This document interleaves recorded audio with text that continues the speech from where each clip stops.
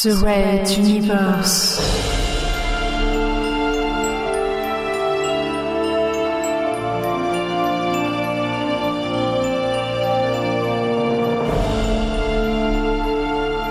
La plus grande saga galactique jamais entendue en podcast.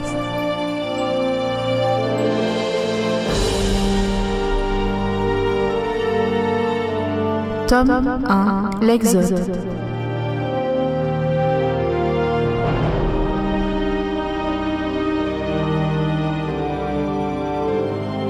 Chapitre 1. L'envol de Materwan. Première partie.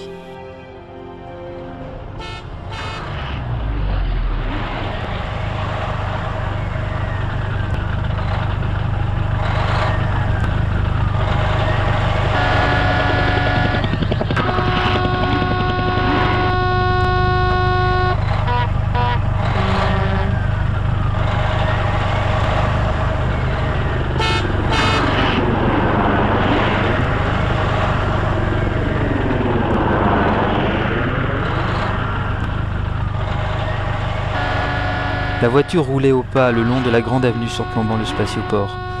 L'odeur des vapeurs de lithium et des bruits de klaxons de l'embouteillage étaient relativisés par les vrombissements des réacteurs des orthoptères qui effectuaient par centaines leur va-et-vient aérien entre le transporteur et les destinations environnantes. L'évacuation prendra encore une journée minimum, et uniquement pour ce secteur comprenant quelques milliers de kilomètres carrés.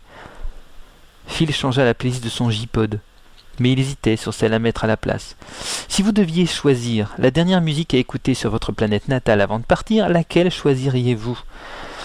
Il toucha sa sélection du bout de l'index. Ce sera une ancienne musique traditionnelle de ces montagnes, là où il naquit. Sa mère lui rabâchait les jeunes oreilles d'alors de ces mélopées semi-organiques qui lui semblaient à l'époque si ringardes et dérisoires. Les temps changent.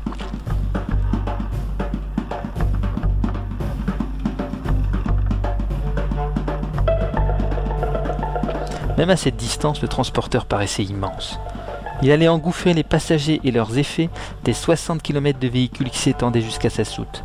Rien que son décollage coûterait en lithium la consommation hebdomadaire de toute la somme de tous les transporteurs de tout le secteur. Pour une fois peu économe, le gouvernement intérim allait payer la facture de l'Exode.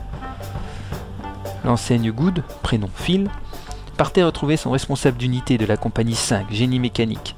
Celle qui répare à l'infini les vaisseaux spatiaux comme dans les vieux films de science-fiction. Son affectation était arrivée un peu tard, mais il se tenait prêt et n'avait somme toute que peu d'affaires à emporter. Être célibataire n'est pas sans de nombreux avantages. C'est le moment que choisit Vivagel pour sauter sur ses cuisses. Le vieux chat tourna une fois sur lui-même, puis, comme à son habitude, pompa des pattes avant l'endroit où il escomptait faire un petit somme. Phil esquissa un sourire. Il se remémora le nombre de femmes qui avaient sursauté au milieu de la nuit quand Vivagel atterrissait peu délicatement sur le lit. À croire qu'il le faisait exprès pour signifier quelque chose du genre « C'est moi le patron ici et toi tu n'es qu'une femme de plus, alors respecte-moi ». En plus Vivagel penait son poids et...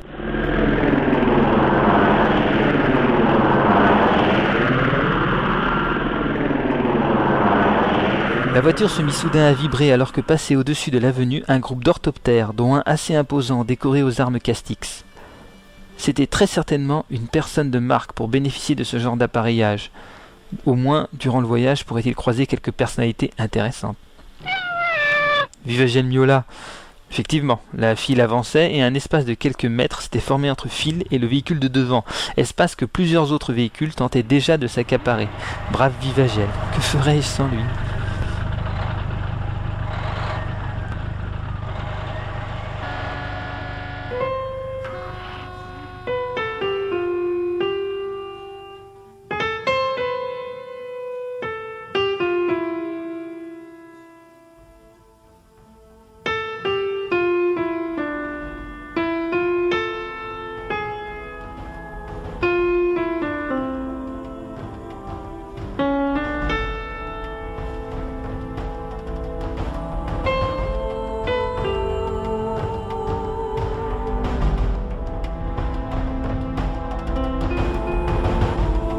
Red Universe à suivre.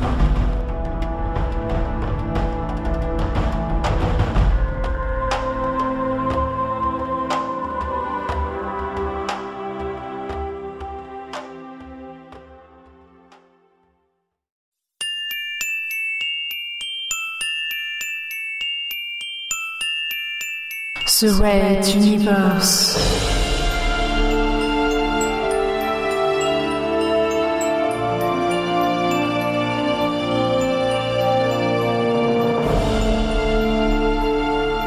La plus grande saga galactique jamais entendue en podcast.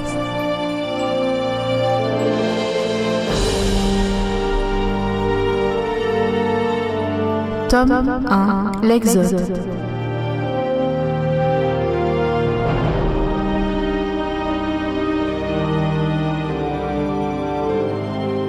Chapitre 1. L'envol de Materwan. Deuxième partie.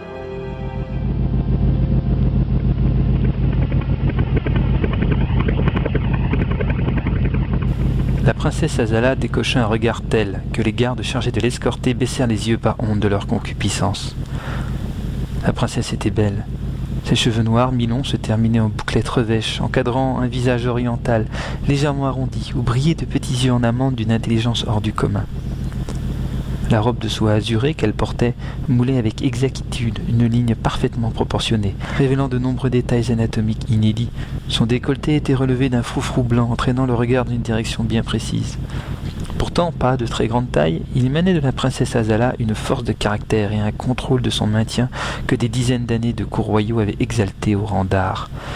Les hommes autour d'elle, militaires, gardes ou fonctionnaires, n'étaient que des frustres qui n'avaient pu approcher quelqu'un de son rang que lors de leurs fantasmes nocturnes, et ils ne pouvaient contenir leurs troubles. Azala les attendait fermes, qu'ils osent ne serait-ce que l'effleurer de leurs doigts poisseux, et elle était prête à jeter tout le monde hors de leur toptère dans sa furie. Elle n'avait pas eu le temps de se changer, la décision de la faire participer à l'exode ne lui ayant été ordonnée qu'une heure auparavant. Une centaine de soldats en uniforme d'apparat blanc, l'armée blanche des Castiques, étaient arrivés en encerclant sa propriété balnéaire. Puis un haut gradé s'était présenté à la porte avec un avis d'expulsion immédiat. Une place à bord du transporteur avait déjà été réservée pour elle et sa suite, ainsi que toutes ses affaires. Enfin, du moins celles que ses gueux estimaient importantes. Et le temps que ses proches domestiques comprennent ce qui se passait, tout le monde était embarqué dans les véhicules de transport et la princesse se retrouvait en ballerine de maison, entourée de bottes de combat à 100 mètres d'altitude. Cependant, ce n'était pas son départ obligatoire pour l'exode qui insupportait le plus Azala. Cela aurait pu être bien pire, on aurait pu la faire violer tous les jours au fond des geôles de la sinistre prison des montagnes, ou la noyer par 5000 mètres de profondeur dans l'abysse sans nom au large de l'équateur. Son gros problème était que son informateur dans l'entourage du redoutable contre-amiral Pophéus lui avait certifié qu'aucune action de ce genre n'était en préparation du côté de l'armée, d'autant que Pophéus ne pouvait risquer théoriquement de s'appuyer sur un contingent encore acquis aux idéaux de la royauté. 500 ans de roi, ça vous forge un consensus d'habitude, non? Et pourtant la décision fut prise, et pourtant les soldats vinrent, et pourtant la voici dans un transporteur paré pour l'exode. Son statut de fille aînée du dernier roi de Materwan ne semblait plus apte à la protéger, tout au plus lui avait-on autorisé l'exode.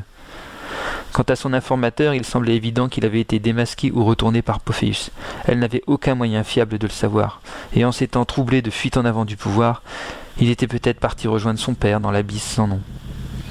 Elle serra les dents, refluant une vague de tristesse.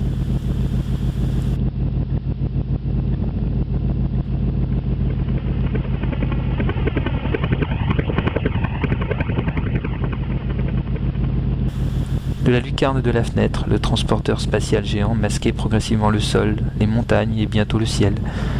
Elle prit une profonde inspiration. De nombreuses personnes allaient encore se rincer l'œil avant qu'elle ne puisse mettre une tenue plus adéquate à la situation.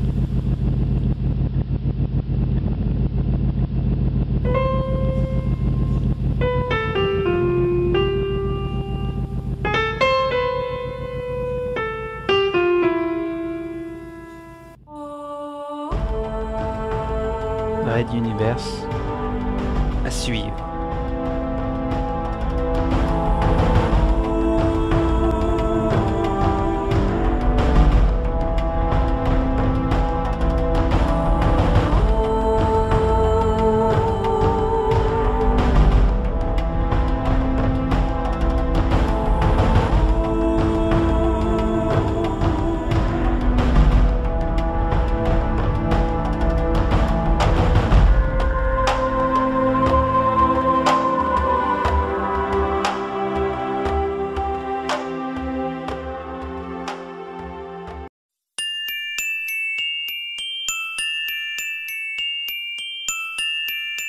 The Red Universe.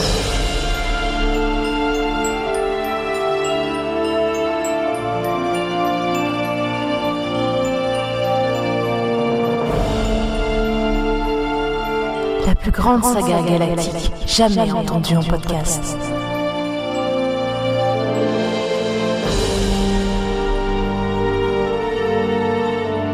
Tome 1, l'Exode.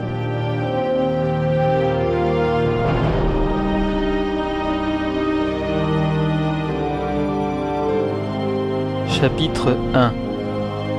L'envol de Materwan, 3e partie.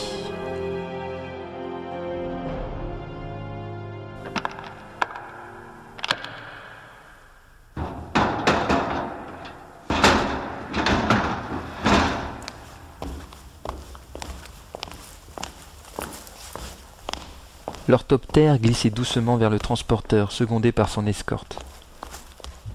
De la salle numéro 2 de contrôle du spatioport, le contre-amiral Pophéus suivait les manœuvres d'un œil averti. Ses yeux clairs, son regard dur, au ride sévère, sa mâchoire serrée où saillaient des muscles tendus, le tout engoncé dans un uniforme strict au col Mao blanc, celui des troupes blanches Castix, et le spectateur le moins averti devinait que son surnom de l'homme de glace ne lui était pas usurpé. Ancien jeune officier de la flotte marchande, il s'était engagé du temps de la royauté pour intégrer les grands vaisseaux d'exploration qui faisaient alors la légende des explorateurs de sa jeunesse. Voyager, Enterprise, autant de noms qui le faisaient rêver.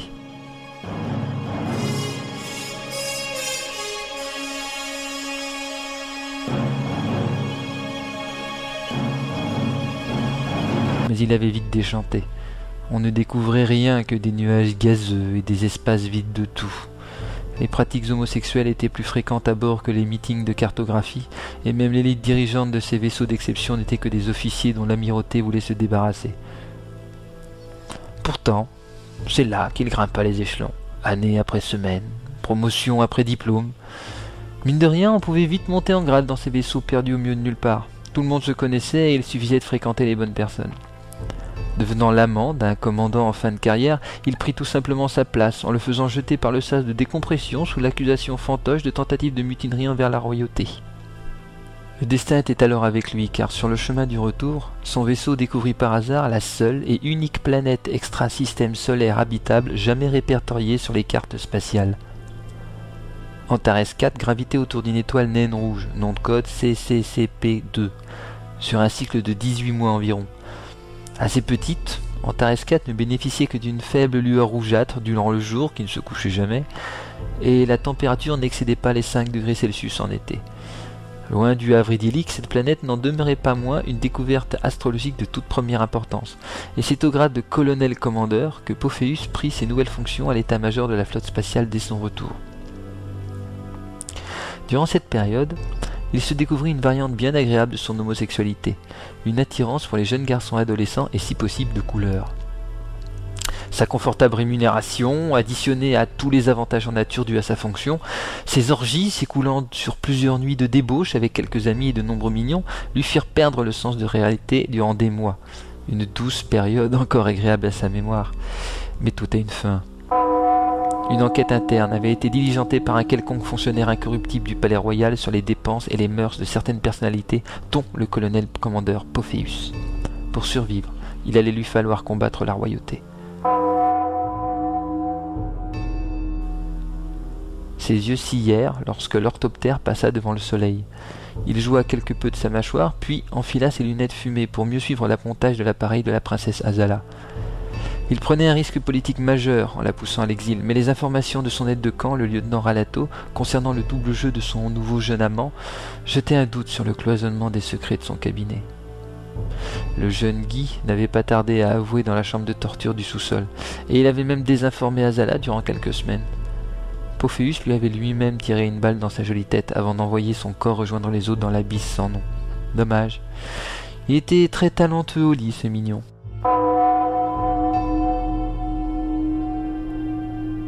Mais devant une telle trahison, il devenait évident que des mesures drastiques allaient devoir être prises.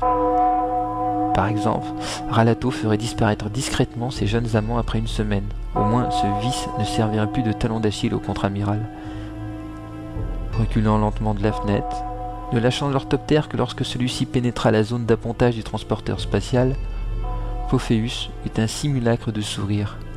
Au moins, le problème Azala semblait en voie de résolution.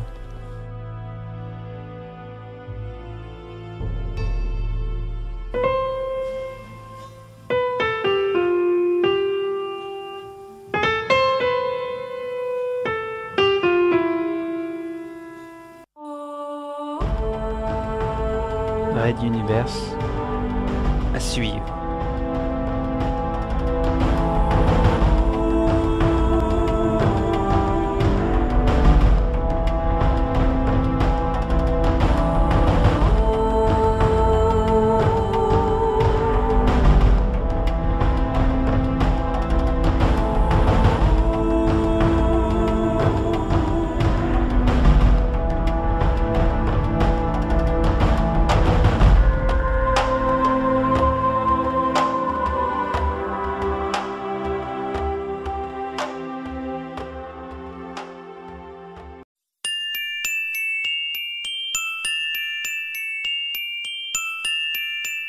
The Red Universe.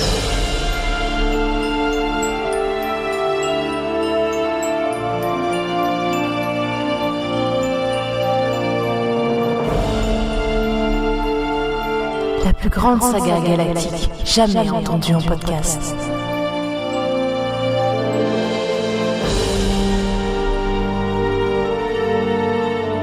Tome 1, l'Exode.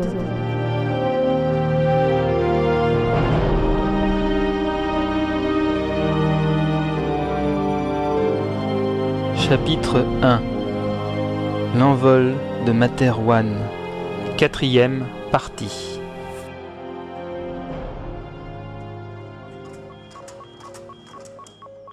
Lieutenant Ralato Uli, autorisation 7AU4. Bienvenue mon lieutenant. La voix métallique du mécanisme de sécurité n'impressionnait plus personne depuis longtemps, mais Ralato y percevait toujours quelque chose de mélancolique. Était-ce une projection de sa part?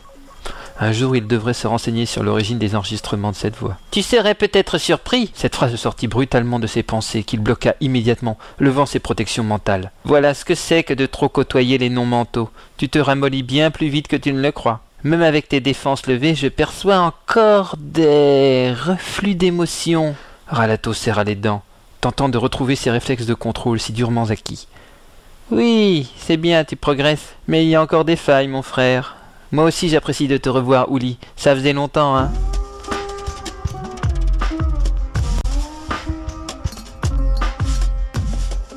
Ralato balaya du regard la salle sombre au centre de laquelle s'élevait la prison de son frère, Fabio Ralato. Sous strict contrôle pénitentiaire, à une distance d'1 kilomètre du premier humain, dans les profondeurs du bunker de la prison des montagnes, son frère était traité comme un des êtres les plus dangereux de la planète, et probablement était-ce avec raison. L'homme enfermé entre ces grilles était une aberration de la nature, quelque chose qui n'aurait pas dû exister.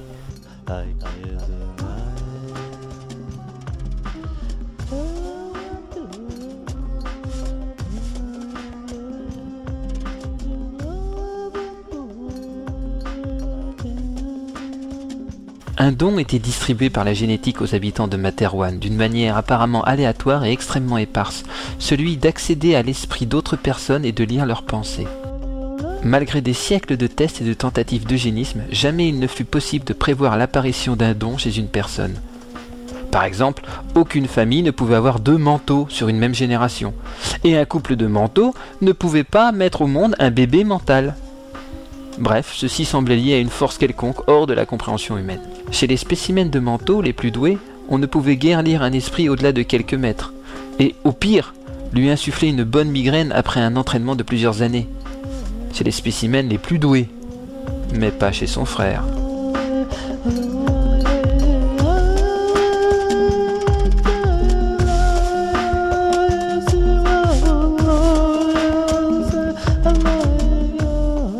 Uli tourna la tête et un spasme de frayeur traversa son esprit quand leurs regards se croisèrent.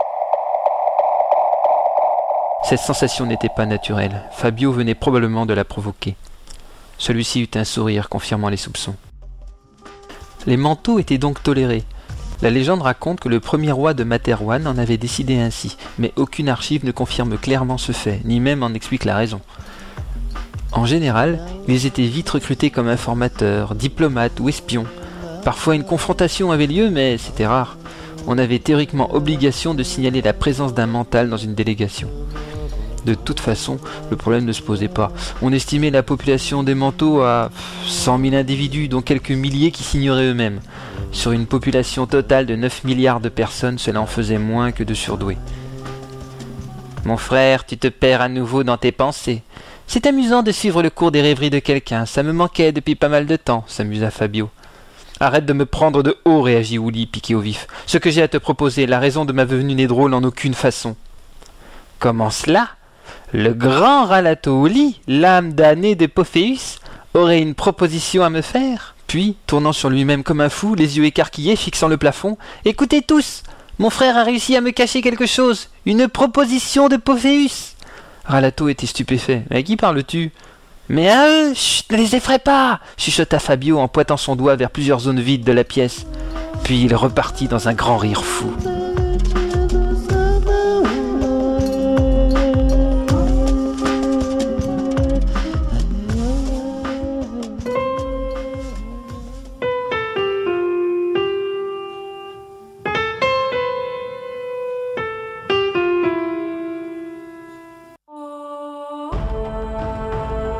Red Universe à suivre.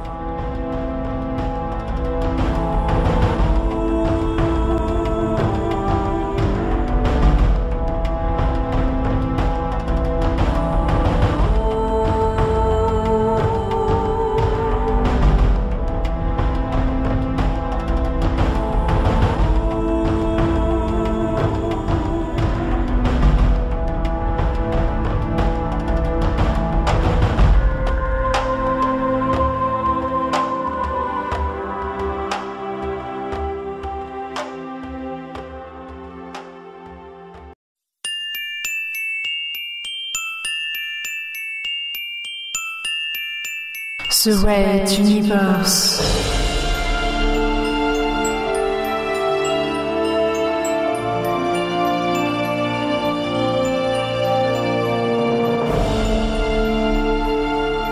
La plus grande saga galactique jamais entendue en podcast.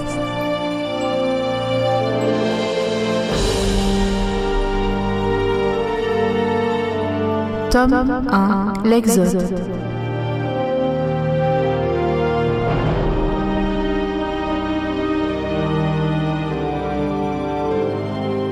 Chapitre 1. L'envol de Materwan. 5e partie. Tout autour de Fabio, ils étaient là.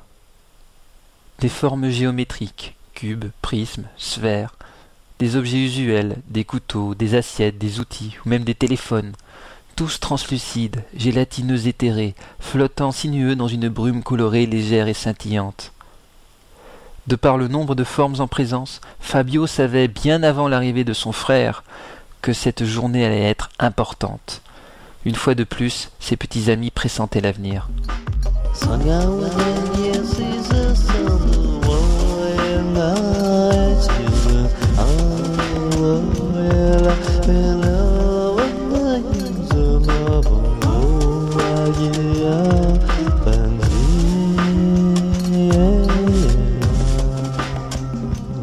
Fabio repartit d'un grand rire fou. C'était sa manière de les remercier depuis son plus jeune âge. Quand encore enfant, il le berçait durant les nuits, calmant ses peurs de leur lueur bleutée, laissant l'enfant rieur s'endormir émerveillé devant leur grâce. D'aussi loin qu'ils se souviennent, ils avaient toujours été avec lui, plus ou moins nombreux suivant l'intérêt qu'il portait à son avenir immédiat, le laissant très rarement seul. Ces moments étaient d'ailleurs propices au sommeil, car rien d'intéressant n'allait arriver. Ce qui était étrange, c'était qu'uniquement lui les voyait, alors qu'à l'évidence, ils étaient la source des pouvoirs mentaux des habitants de Mater. Un mental faisait appel à ses dons et hop, un être étrange venait se placer à ses côtés, lui offrant du pouvoir. Pourquoi faisait-il cela? D'où venait-il? Pourquoi certaines personnes et pas d'autres? Et comment tenait-il compte des principes familiaux? Jamais aucune réponse ne lui avait été donnée, sinon un faible changement de lueur. Peut-être un langage ? Malgré les années, Fabio n'avait pas pu en décoder le vocabulaire. Par contre, il avait remarqué qu'ils attachaient un immense intérêt à sa personne. En permanence, ils étaient 5 à 6 fois plus nombreux autour de lui qu'autour des autres manteaux, lui prodiguant des pouvoirs démesurés. À commencer par celui-ci, 2 frères manteaux. Une nouveauté troublante pour les responsables du ministère des Affaires psychiques, qui s'étaient alors intéressés à son cas. Il lui suffisait de le penser et ils s'agglutinaient en masse au-dessus de sa tête, changeant leur lueur du bleu au rouge. Plus le nombre de formes appelées était grand, plus ses pouvoirs de manteau décuplaient. À ces moments, il devenait le plus puissant mental ayant jamais existé sur Materwan. Il pouvait lire à des distances inaccessibles aux autres manteaux, déplacer des objets, rendre fou ou même tuer d'une simple pensée. Et enfin, il pouvait flotter dans les airs.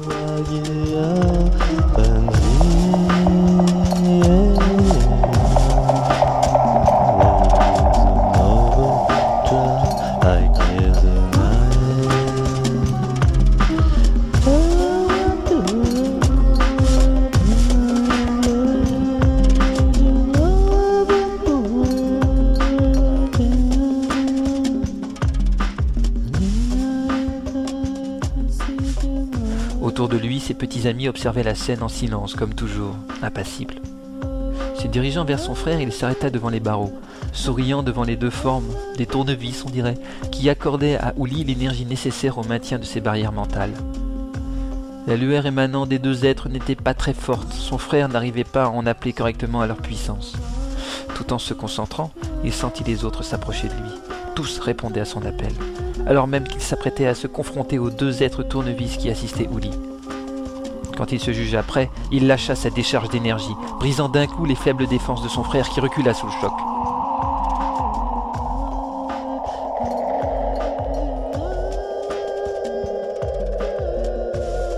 Celui-ci tenta de réajuster les barrières mentales, mais c'était trop tard. Fabio avait lu ce qu'il voulait savoir, la fameuse nouvelle importante de cette journée. Le contre-amiral Pophéus avait une mission à lui confier. Fabio Ralato allait quitter Materwan sur un vaisseau de l'Exode.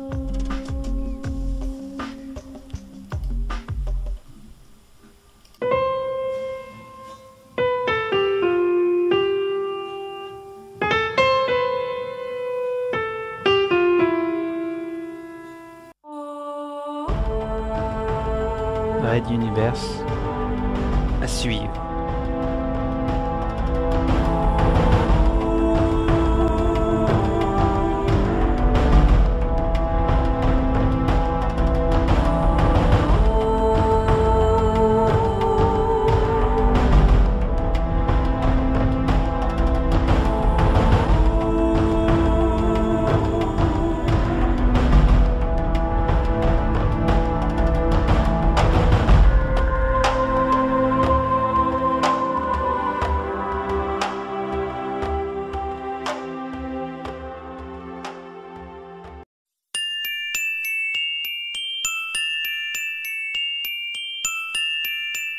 The Red Universe.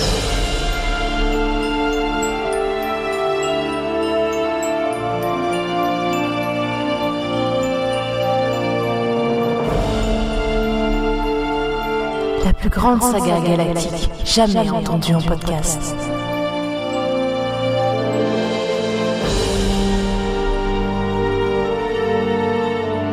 Tome 1, l'Exode.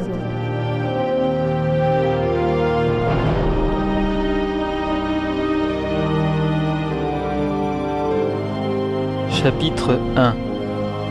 L'envol de Materwan, 6e partie.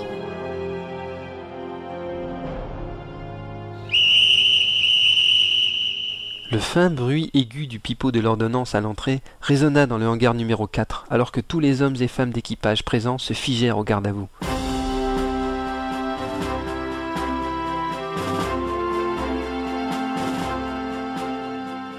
Phil vérifia d'un coup d'œil son alignement dans le groupe, puis focalisa son regard sur un point éloigné droit devant lui. C'était la revue de troupe avant le départ, le discours du commandant à son équipage, bref, le début de l'aventure avant le départ du vaisseau.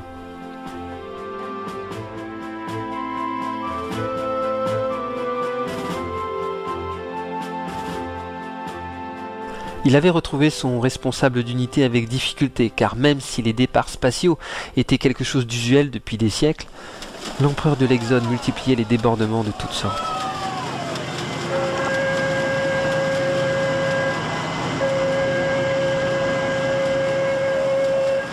À peine arrivé, alors qu'aucune cabine ne lui avait été assignée, il avait commencé son travail à la porte du hangar numéro 4, justement celle-ci devant lui, qui montrait des soucis de roulement et peut-être même d'étanchéité. Assisté de 2 manœuvres, il avait passé plusieurs heures à réparer l'ensemble et apportant grand soin. Dans l'espace, les défauts d'étanchéité, ça ne pardonne pas. Alors que ses affaires et son chat somnolent, oui, Vivagel ne stressait jamais, alors jamais. Donc son chat somnolent était toujours dans la soute au milieu des chargements de toutes sortes. On l'avait prévenu de l'imminence de la revue de troupes. Changement de tenue entre 2 caisses sous l'œil mi-clos mais amusé de Vivagel, et le voici au garde à vous avec son unité. 712 membres d'équipage, plus 154 membres des forces de l'ordre, et une trentaine de soldats. C'était peu pour un vaisseau contenant 50 000 âmes. Mais pour le hangar numéro 4, c'était un bon nombre. On avait resserré les rangs pour faire tenir tout le monde. 2 yeux bruns se plantèrent dans les siens, le tirant de ses pensées. Un regard expressif, un discret sourire, et les yeux repartirent vers la droite, poursuivant l'inspection. De petite taille, les cheveux blonds, tirés en queue de cheval, le visage en amande. La commandant Aurora Benkana avait une expression constamment sympathique dépeinte sur son visage, mais sa réputation disait qu'elle avait fait fusiller des prisonniers durant la Révolution. Étrange de l'imaginer à la tête d'un des vaisseaux de l'Exode. Elle faisait partie de ces héros dont la jeune République castique avait fait les louanges. C'était, il est vrai, durant les premiers mois, à l'époque où une majorité de matériens, encore abasourdis par la nouvelle de la chute de la royauté, patientaient, attentifs mais bienveillants, acceptant ces apparats sans trouver à y redire. Ainsi, elle faisait également partie du schisme qui avait abouti à l'Exode. Cela en disait long sur les soutiens ténus du gouvernement. Ayant terminé sa revue, la commandant Benkana marcha de son pas assuré vers l'estrade pour y donner son discours. Phil fait le vide dans sa tête. Le passé de cette femme était passionnant, mais elle allait déterminer l'avenir de tous dans le transporteur durant les années à venir. Mieux valait l'écouter, non ?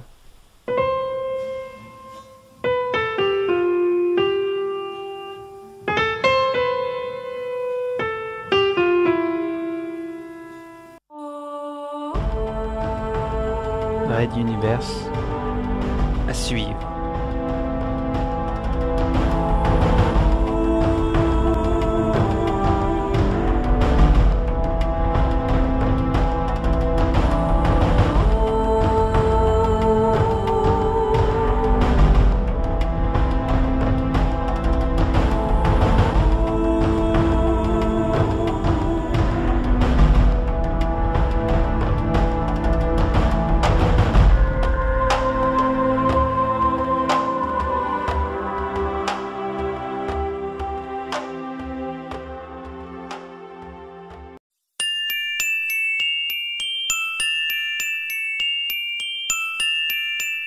The Red Universe.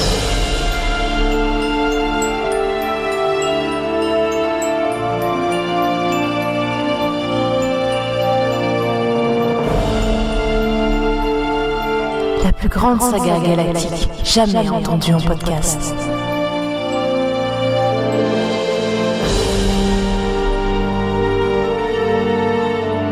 Tome 1, l'Exode.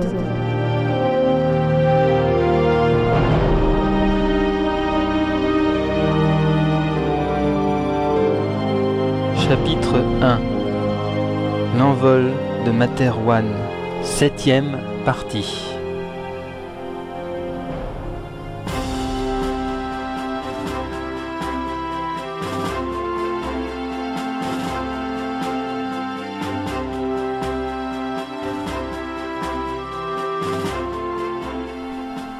Aurora Benkana n'était pas une oratrice. Elle détestait même ces exercices de communication où le moindre mot comptait, où la moindre intonation devait être contenue et réfléchie. Mais elle n'en ignorait pas la valeur. La plupart de ces hommes et femmes ne la connaissaient pas. Il s'agissait donc de se présenter, de nouer un contact un peu plus intime avec eux, humanisant ce qui allait faire la majorité du temps à bord du transporteur, la discipline et la consigne. Elle allait donc axer son discours sur le besoin de cohésion entre les membres d'équipage. Encore fallait-il en rappeler l'impérieuse raison. Nous allons être seuls. Seuls comme jamais nous n'avons connu cela. Dans le voyage que nous entreprenons vers la planète Antares 4, nous ne pourrons compter que sur le soutien de la flotte, mais cela ne suffira quand même pas. Elle marqua une pause.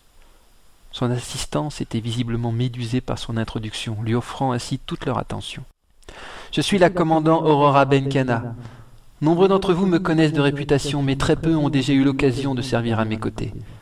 Je n'accepte pas la faiblesse au combat. J'en ferai de même lors de cette expédition. Je vous demanderai à tous de donner le meilleur de vous-même, car c'est le minimum nécessaire. La flotte de l'Exode va attirer les convoitises de toutes sortes. Des marchands, des pirates. Nous allons devoir traverser des régions inhospitalières de l'espace. Notre planète mère sera trop contente de se débarrasser de nous pour nous procurer la moindre assistance. Et je vous rappelle qu'il ne s'agit en aucune façon d'une mission d'ordre militaire, c'est-à-dire que nos armements seront limités et peu performants. Enfin, durant cette année de voyage, il nous faudra nous préparer à l'installation dans la nouvelle colonie, dans des conditions difficiles, et cela sera notre futur. Oui, nous allons bel et bien être seuls, mais avec un espoir au bout de la course. Et je ferai tout pour que chacun d'entre vous y arrive et puisse reconstruire un foyer avec ceux qu'il aime. Croyez en la flotte, croyez en moi, et surtout, croyez en vous.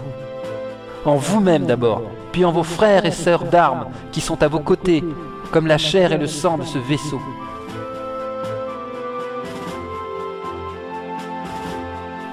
Nouvelle pause, un peu plus longue. Aurora laissait son regard couler sur l'équipage, plus pour imposer sa présence qu'à la recherche d'interlocuteurs. Au mieux laisserait-il échapper quelques haussements de sourcils, quelques mâchoires seraient nouées, mais ce genre de moment n'était pas un débat collaboratif, c'était même plutôt l'inverse.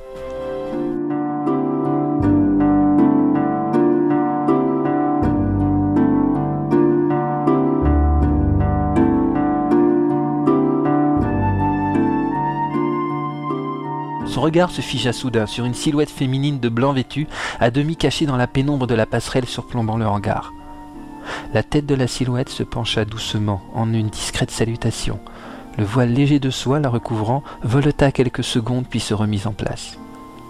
Aurora sentit sa mâchoire trembler. Elle pouvait, du moins lui semblait-elle, sentir le poids du regard de cette personne. Mais c'était sur sa peau que tout le passé revenait. Des frissons la parcouraient, jusqu'à réveiller des sensations oubliées dans ses recoins les plus intimes. Ainsi elle était là.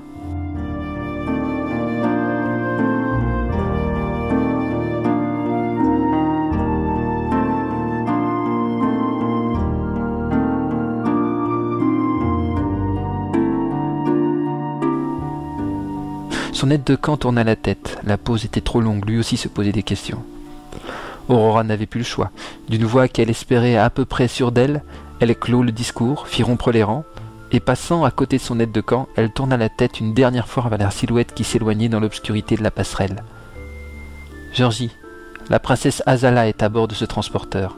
Faites-lui passer mes amitiés et invitez-la à prendre une collation dans mes quartiers après la transition vers le multispèce, merci. »« À vos ordres, mon commandant, » répondit Georgie, effectuant un salut réglementaire. Il s'en alla d'un pas rapide, se renseigner où trouver la princesse.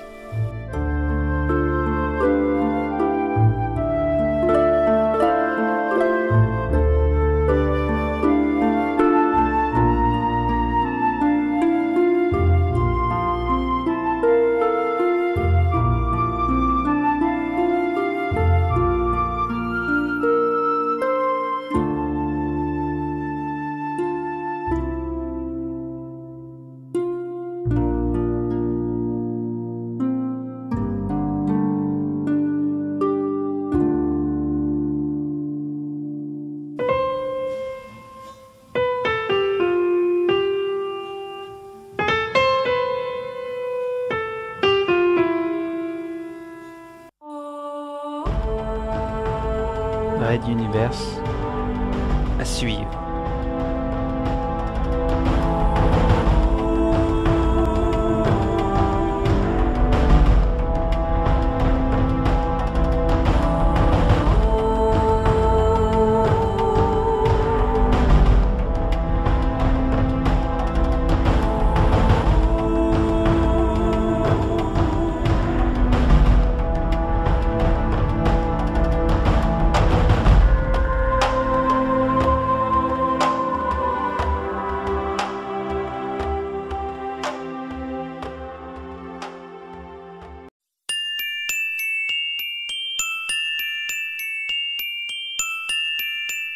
The Red Universe.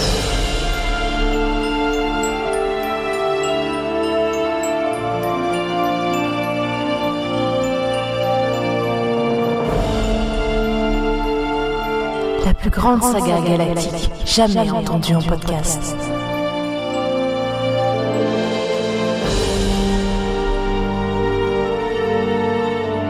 Tome 1, l'Exode.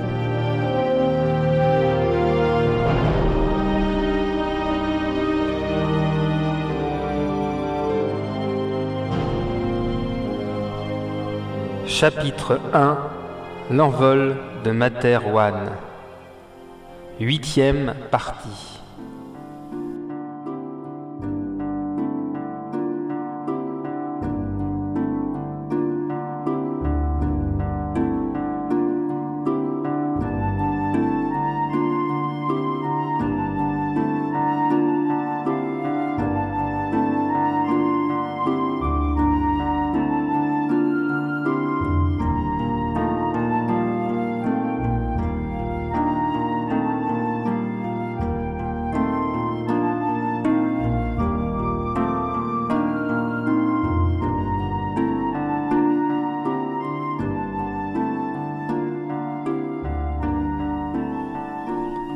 Azala marchait mécaniquement dans le couloir, essayant de cacher son visage derrière les volutes de son voile de soie blanche.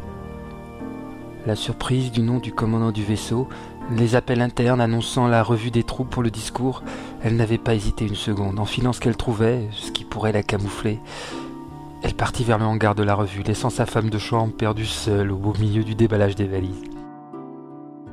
Quand Aurora était apparue dans la vaste salle, Azala avait senti son cœur se serrer à lui en faire mal. Elle avait dû s'accrocher à la rambarde, ses jambes se dérobant sous elle, et respirer profondément comme pour des exercices de méditation. Le pire fut lorsque leurs regards se croisèrent. Elle n'avait rien trouvé de mieux que de hocher la tête. Quelle sotte! Elle n'était même pas certaine qu'Aurora l'avait reconnue. Ça faisait des années qu'elle n'était plus...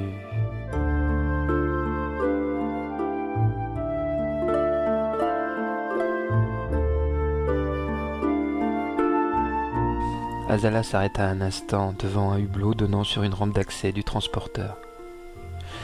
Oui, c'était peu après l'exécution de son père, le roi. À l'époque où, encore jeune princesse gâtée et insouciante, elle avait dû soudain admettre qu'elle serait au mieux orpheline, au pire exécutée dans l'année. Son univers s'était alors volatilisé et son père ne la prendrait plus jamais dans ses bras. Et c'est à ce moment-là que la lieutenant Benkana était apparue à ses côtés et qui l'avait soutenue. Et elle s'était aimée. Puis le danger écarté, Azala s'était retrouvée seule avec son chagrin. Et une fois encore, alors que le destin semblait à nouveau la mettre à l'épreuve, Aurora réapparaissait, tel un ange venu du ciel.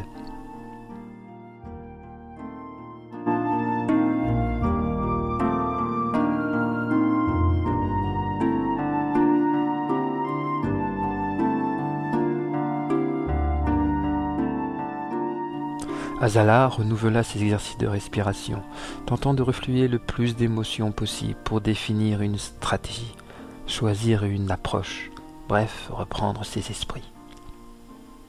Plus tard, marchant au milieu de la foule, elle se posa enfin la question. Pourquoi ? Le hasard peut certes faire des choses, mais pas en politique, pas à l'heure de l'Exode, pas à ce niveau. Quel pouvait bien être le nouveau rôle de la commandant ? Y avait-il un rapport avec sa présence à elle ? Quel déchirement! Azala désirait ardemment se sentir enlacée à nouveau par cette femme, mais elle ne pouvait pas lui faire confiance et devait rester sur ses gardes. Comment faire pour l'approcher sans que cela ne soit trop évident? La solution à son dilemme se heurta à elle devant ses quartiers, quand Georgie, l'aide de camp du commandant Benkana, approcha, trop pressée avec l'invitation d'Aurora.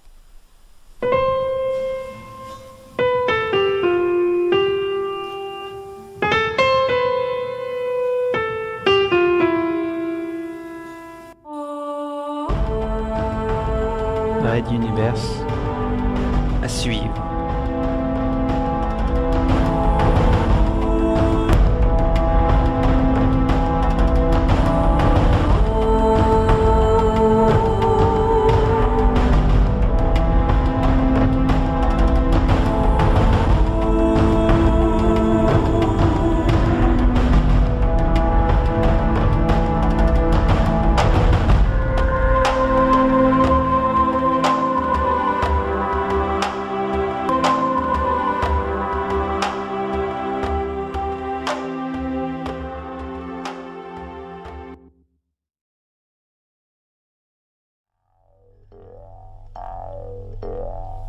L'achat intelligent.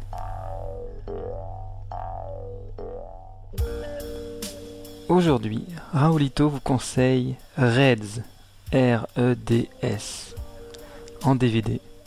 Chez Amazon, il est à une douzaine d'euros. C'est l'histoire de John Reeds, un journaliste américain qui vécut pendant la Première Guerre mondiale. Il fut en tête de pont, si vous voulez, de mouvements communistes aux États-Unis durant cette période, avec tout ce que ça implique. Il a écrit un livre qui a fait tourner pas mal de monde là-haut, qui s'appelle 10 jours qui ébranlèrent le monde, où il raconte la révolution russe, où il a été et y a participé en octobre 1917. Il faut savoir qu'également ce monsieur est le seul Américain enterré au Kremlin. Réalisé par Warren Beatty, avec Warren Beatty, Diane Keaton, Edward Herrmann, Jack Nicholson, Jerzy Kosinski, pour ceux qui veulent un petit peu s'ouvrir les esprits.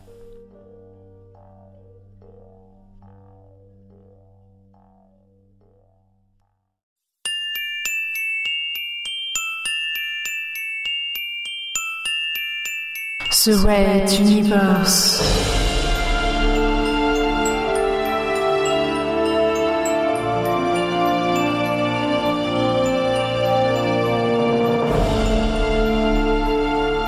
La plus grande saga galactique jamais entendue en podcast.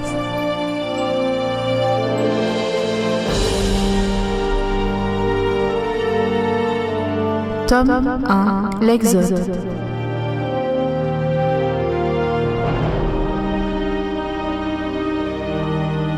Chapitre 1. L'envol de Materwan. 9e partie.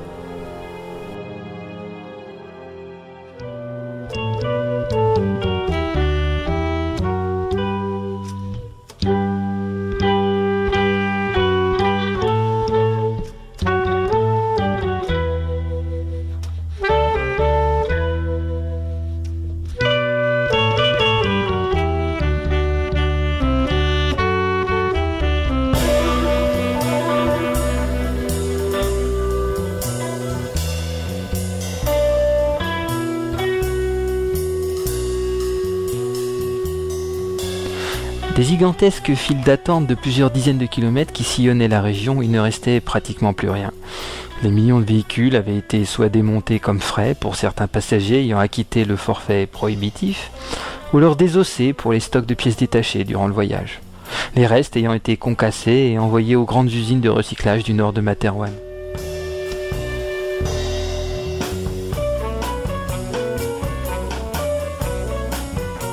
Les derniers véhicules de retardataires arrivaient donc aisément au pied du transporteur, négociant ou non une place à bord du vaisseau.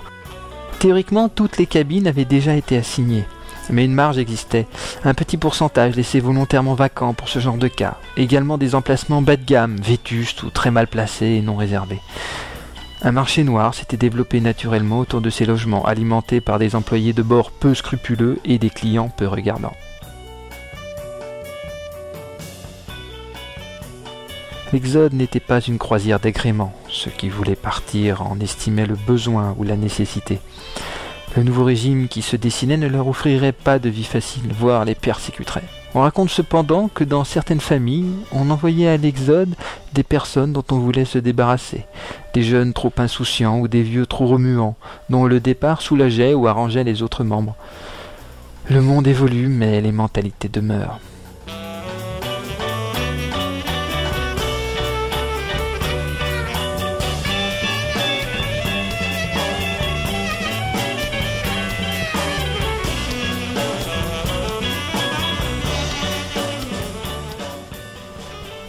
Ressemblant de loin à une grosse guêpe, le transporteur faisait partie de cette série de paquebots spatiaux de très gros tonnage destinés au voyage d'agrément et au transport de fournitures vers les zones de développement hors système planétaire. Conçus pour convoyer de nombreux passagers et un fret parfois volumineux, ces vaisseaux avaient eu leur gloire à une période où on croyait à la matière première spatiale bon marché. Les nouveaux modèles étaient plus rentables, moins gourmands en lithium, plus petits, plus maniables et plus rapides pour éviter les pirates. On se demandait encore il y a quelques années ce qu'allaient devenir ces gros monstres de métal inutiles. Et ben l'exode tombait à point nommé. À bord, il y avait plusieurs classes de cabines, plusieurs classes de restaurants, des cinémas, des salles de sport, un planétarium, 8 hangars géants d'appontage ou de stockage, quelques navettes de transport, etc., etc. Pour la sécurité, un espace sous le vaisseau était réservé à une petite base aérospatiale avec 5 chasseurs légers et un SAS spécialement dédié, ainsi que sa caserne de soldats. Plusieurs postes de police et supplétifs étaient également disséminés dans le vaisseau, permettant une proximité censée rassurer la population. Enfin, le système des tourelles de défense et des quelques torpilles se situait près du poste de commandement, situé à l'avant comme il se doit. Un grand nombre de ponts cloisonnaient ces zones du reste du vaisseau. Plusieurs artères principales de la taille de véritables avenues, plus larges que hautes en fin de compte, le parcouraient dans le sens de la longueur, tandis que seuls des couloirs rectilignes en reliaient les flancs. Toute la population des 50 000 personnes devrait y trouver leur place et s'y mouvoir, dans la mesure où les grands axes resteraient praticables. Sinon, il y avait un service de navettes tubulaires, une sur chaque flanc, d'où on pouvait parcourir assez rapidement le vaisseau tout en admirant le paysage spatial, les tubes étant fixés sur la coque extérieure du vaisseau. Mais il restait une question cruciale.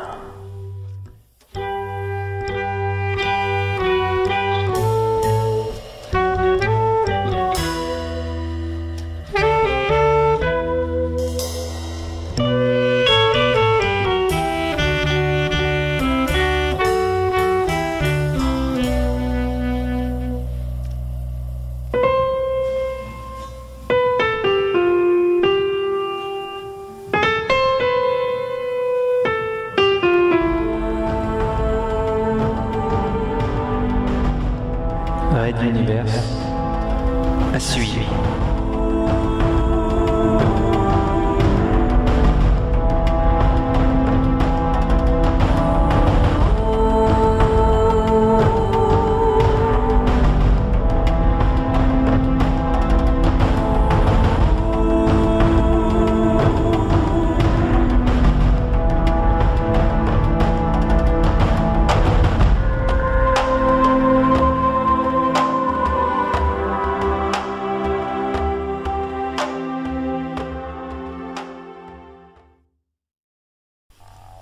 L'achat intelligent.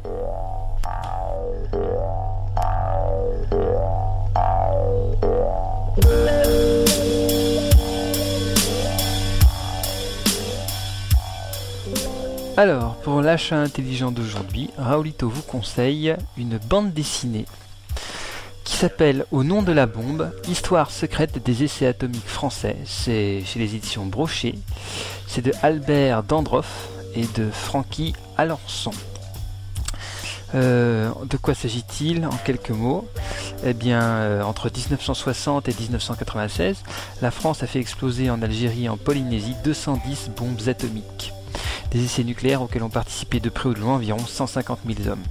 Beaucoup étaient fiers de contribuer à la grandeur de la France, jusqu'à ce que les premières maladies apparaissent et surtout les premiers mensonges d'État. Donc c'est à l'aide de récits, d'appelés, d'engagés, de personnel civil, d'habitants de Polynésie, mais aussi de documents estampillés secret défense sur lesquels ils ont réussi à mettre la main, que les auteurs racontent la face cachée de la grandeur atomique française. Ils le disent, c'est édifiant. C'est 15,68 €, la livraison étant gratuite. Ce n'est pas très cher et ça met toujours un petit peu de sel dans la tête. Voilà, c'était l'achat intelligent de la semaine. Au revoir.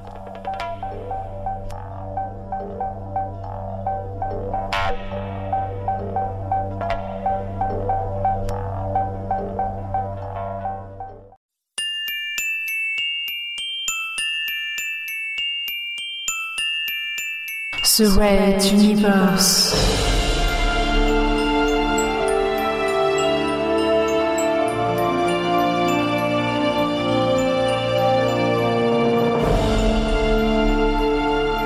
La plus grande saga galactique jamais entendue en podcast.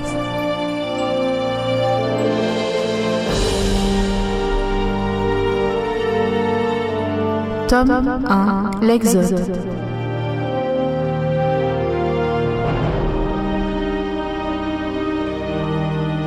Chapitre 1, l'envol de Materwan. 10e partie. Évidemment, la question de l'argent à bord avait été posée. Y aurait-il des riches et des pauvres durant les 3 ans de voyage? Devrait-on gagner un salaire pour se nourrir, et surtout comment?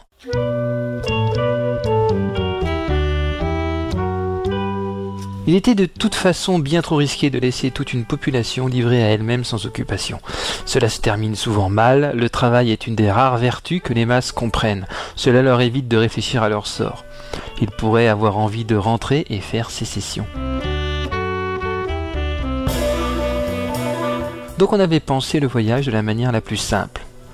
L'abolition du système monétaire durant la durée du trajet. Les comptes en banque étaient stockés sur des banques de données.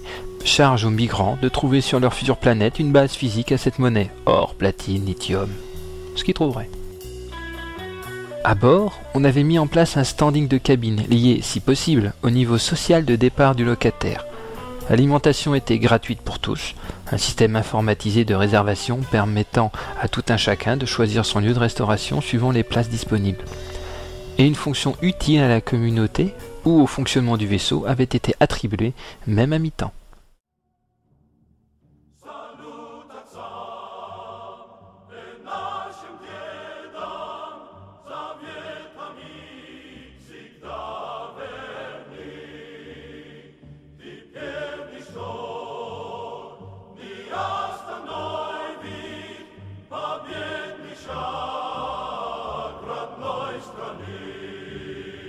Heureusement, le simple fait de gérer et d'organiser la vie de 50 000 personnes en donnait du travail à pratiquement la moitié. En tenant compte des spécialités de chacun, on avait pu également étoffer les équipes du vaisseau. Il restait encore une partie de la population de l'ordre du quart qui n'avait pas de fonction. Charge à eux et aux autres de leur en trouver une pour les 3 ans à venir.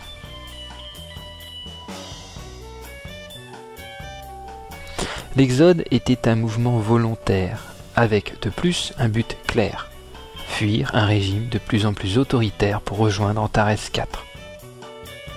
Partant de ce constat, il avait été supposé que cette petite société humaine, liée elle-même à celle des 7 autres transporteurs, allait rester relativement soudée, car désireuse d'aboutir sur la nouvelle planète pour s'y installer.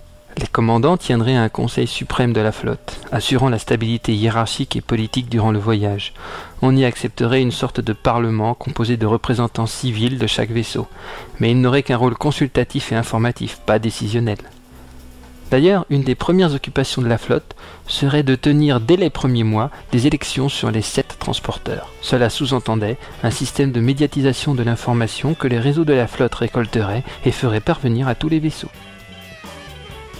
Enfin, le plan de vol, quoique standard, devait tenir compte de plusieurs éléments, tels que les besoins en ravitaillement, les obstacles gravitationnels, obligation de revenir à la vitesse infraluminique durant certaines parties du trajet pour éviter un trou noir ou une étoile trop massive, et les zones connues pour leur piraterie endémique bien sûr. Le chemin était donc bizarre, formant plusieurs ellipses pour contourner des dangers ou rencontrer des zones de ressources.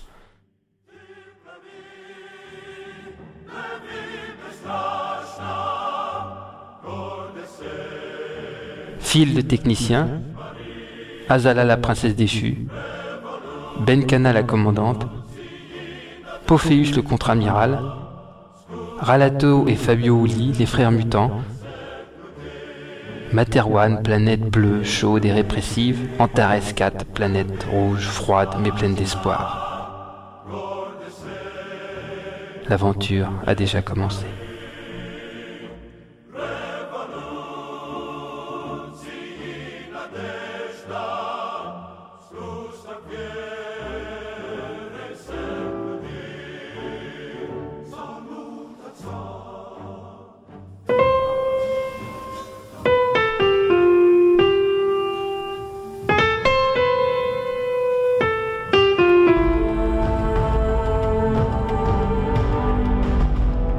Red Universe à suivre.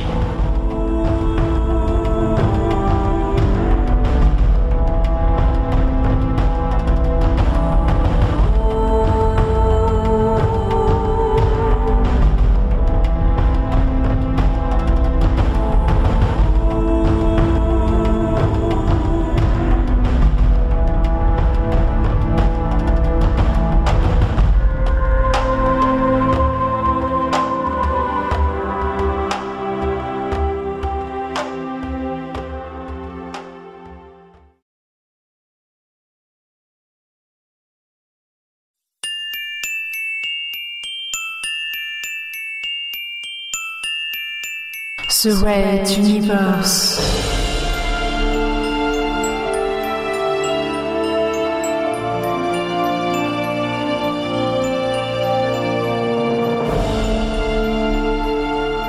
La plus grande saga galactique jamais entendue en podcast.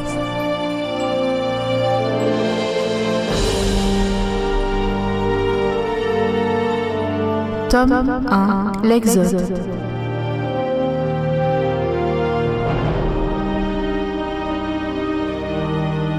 Chapitre 1, l'envol de Materwan.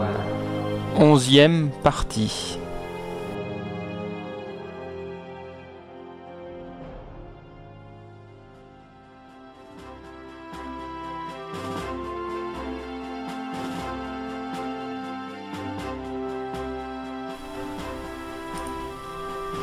L'heure du grand départ avait sonné.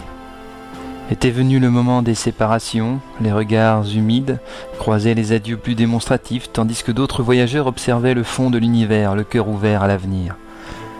Pour l'occasion, certains sas d'accès et certains hublots avaient été ouverts. On avait même laissé toutes les massives portes des hangars béantes, augmentant de fait le chaos des adieux. Phil terminait d'installer ses affaires et son chat dans sa cabine. En tant qu'officier, il avait droit à une cabine personnelle, quelque peu étriquée, certes, mais largement suffisante pour Vivagel, celui-ci nécessitant surtout la présence d'une moquette, d'un lit et d'une télévision. Il sourit d'ailleurs en se demandant quel genre de rediffusion allait être proposé durant le voyage de plusieurs années. Vivagel deviendrait-il un amateur de vieux téléfilms ?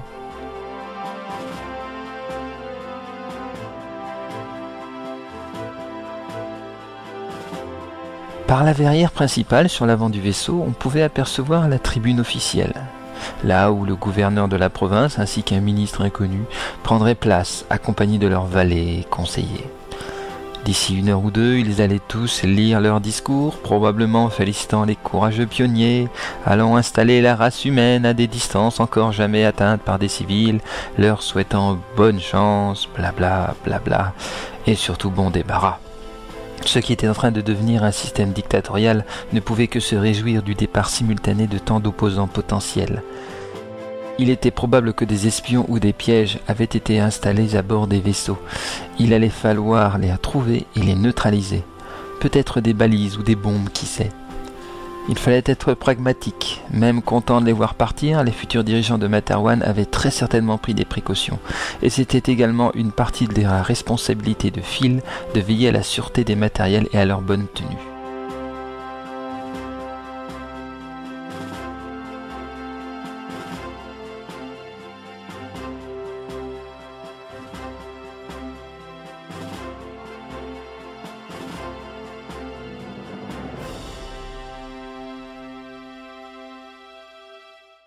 Quatre heures plus tard, les discours avaient pris fin.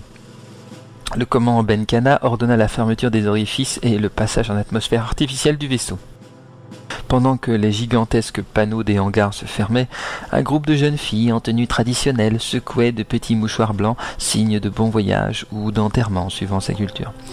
L'orchestre philharmonique de la province jouait un air pompeux, duquel était, dit-on, inspirer le futur nouvel hymne planétaire de Materwan, une manière simple mais peu subtile de congédier les candidats au départ.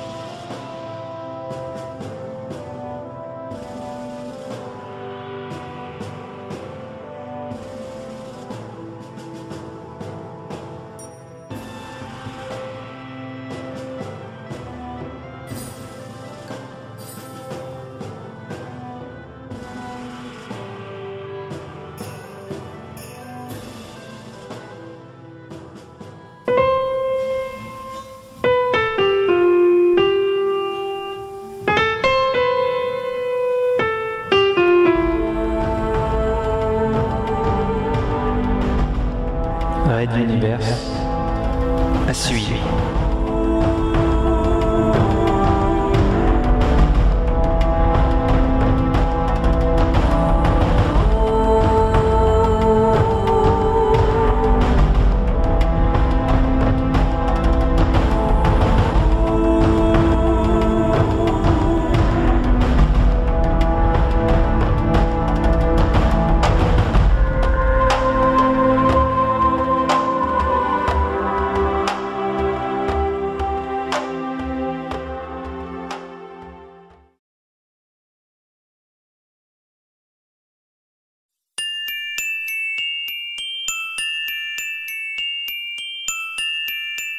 The Red Universe.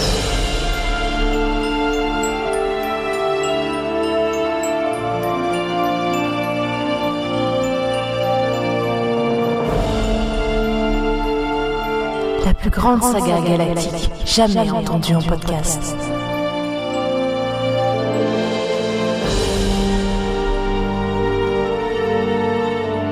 Tome 1, l'Exode.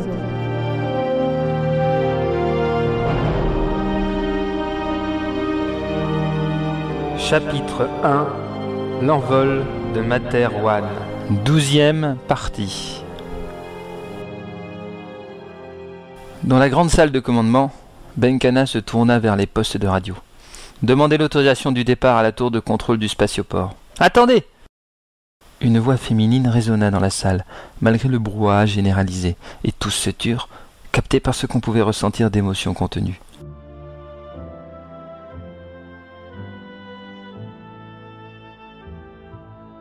Azala, dans sa tenue officielle de princesse de Materwan, qu'elle avait interdiction de porter depuis la fin de la monarchie, s'approcha de la radio. Commandant Benkana, je vous demande le droit, de par mon lignage et ce que ma famille a représenté pour Materwan, de faire moi-même cette demande et de donner les ordres de départ.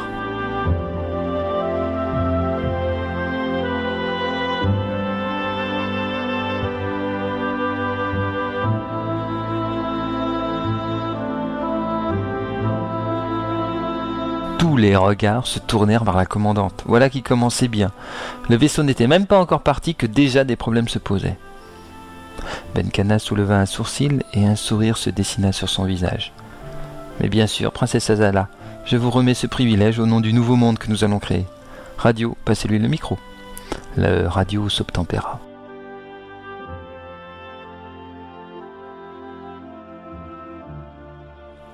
Azala, fébrile, le teint de ses deux mains bien serrées. Ainsi voilà ce que des siècles de familles régnantes avaient obtenu, le droit au départ. Tour de contrôle du spatioport, ici le transporteur numéro 261. Je vous demande l'autorisation de quitter l'espace du spatioport et de Materwan. Ses yeux étaient brillants de larmes, mais Azala tenait bon. La réponse du poste de contrôle arriva immédiatement. Transporteur numéro 261, vous êtes autorisé à décoller et à quitter l'espace de Materwan. Bonne chance à vous.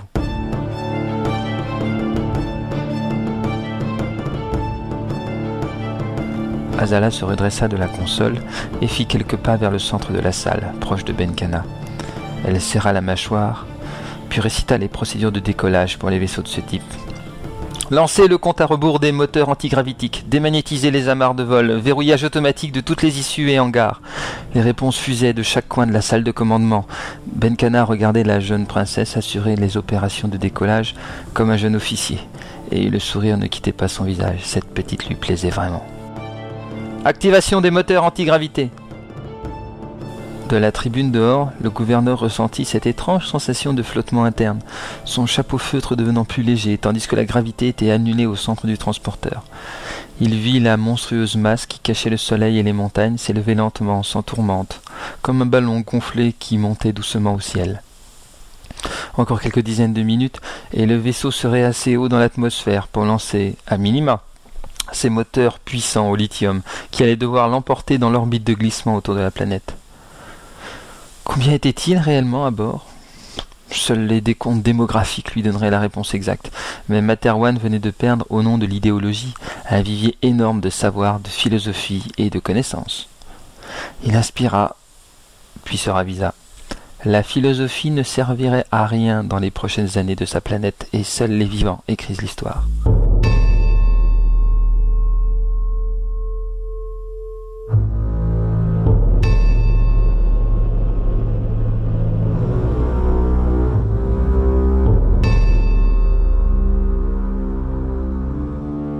Sans même attendre la disparition du vaisseau dans les nuages, il quitta l'estrade. Fin du premier chapitre.